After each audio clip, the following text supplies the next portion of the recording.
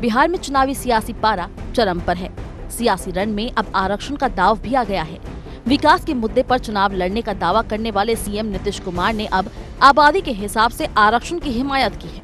उनका कहना है कि उनकी हमेशा से यही राय रही है और वो इस पर कायम है कि जातियों को उनकी आबादी के हिसाब से ही आरक्षण मिलना चाहिए। गौरतलब है कि बिहार के रण में पार्टियां वोटों के लिए जी तोड़ कोशिश कर रही हैं।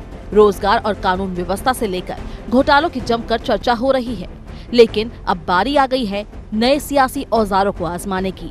और इन सब के बीच नीतीश कुमार ने खेला है आरक्षण का दाव। जो काम हुआ एक एक चीज को याद रखिए और संख्या वगैरह का सवाल है वो तो जो जनगणना होती है और उसी के बाद निर्णय होता है और ये निर्णय कोई हम लोगों के हाथ का नहीं है।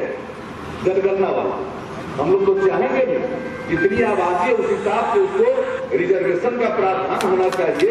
इसमें हम लोगों को कहीं कोई दो राय हो सकती है। वाल्मीकि नगर में एक चुनावी रैली को संबोधित करते हुए नीतीश कुमार ने कहा कि जातियों को आबादी के हिसाब से आरक्षण मिलना चाहिए। असल में वाल्मीकि नगर में थारू जाति के काफी वोट हैं और ये जाति जनजाति में शुमार करने की मांग उठा रही है।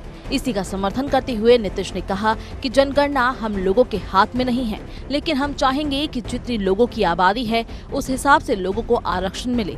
सीएम नीतीश कुमार ने ये भी कहा कि थारू को आरक्षण का फायदा दिलाने के लिए वो सालों से कोशिश कर रहे हैं, तब से जब से वो अटल सरकार में रेल मंत्री थे।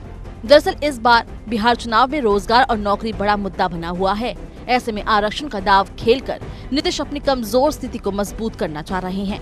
नीतीश कुमार ने दावा किया है कि जब आरजेडी 15 साल तक सत्ता में थी तो उसने सिर्फ 95,000 लोगों को नौकरी दी। चुनाव में रोजगार और नौकरी बड़ा मुद्दा बना हुआ है। ऐसे में आरक्षण का दाव खेलकर नीतीश अपनी कमजोर स्थिति को मजबूत करना चाह रहे हैं। नीतीश कुमार ने दावा किया है कि जब आरजेडी 15 साल तक सत्ता में थी तो उसने सिर्फ 95,000 लोगों को नौकरी दी, जबकि उनके 15 साल के दौरान 6 लाख लोगों को नौकरी मिली और अन्य काम के अवसर भी उपलब्ध हुए। अब देखना है कि विरोधी नीतीश की आरक्षण दाव का क्या और कैसी काट निकालते हैं। Bureau report.